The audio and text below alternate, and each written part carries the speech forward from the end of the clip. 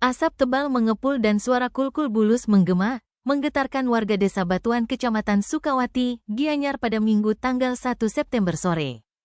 Pura dalam Sukaluwi dilahap api mengundang duka dan tanda tanya besar. Kebakaran yang terjadi kali ini lebih parah dibandingkan kejadian serupa pada tanggal 25 Maret tahun 2018.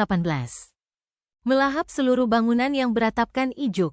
Kebakaran diduga dipicu oleh percikan api pelebon yang dilakukan hanya beberapa meter di selatan pura. Wayan Teja Atmaja, Kelian Pura dalam Sukaluwi mengungkapkan kebakaran terjadi sekitar pukul 15:30 WITA.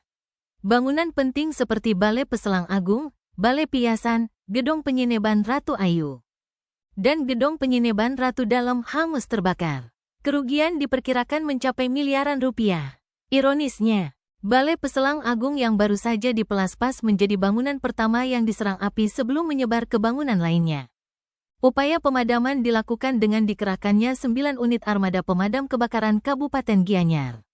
Sejumlah keramat juga berjibaku, bahkan ada yang nekat naik ke atap bangunan, mencabik-cabik ijuk dengan sabit demi memadamkan api. Namun, si jago merah baru bisa ditaklukkan sekitar pukul 18 WITA. Wayan Teja menambahkan, saat kejadian sebenarnya ada beberapa kerama yang sedang bertugas di areal pura, namun kebakaran yang terjadi begitu cepat membuat mereka tak berdaya. Meskipun tidak ada korban jiwa, kerugian materi diperkirakan mencapai miliaran rupiah. Syukurnya, pelawatan Ratu Ayu, Ratu Dalam, dan benda sakral lainnya berhasil diselamatkan.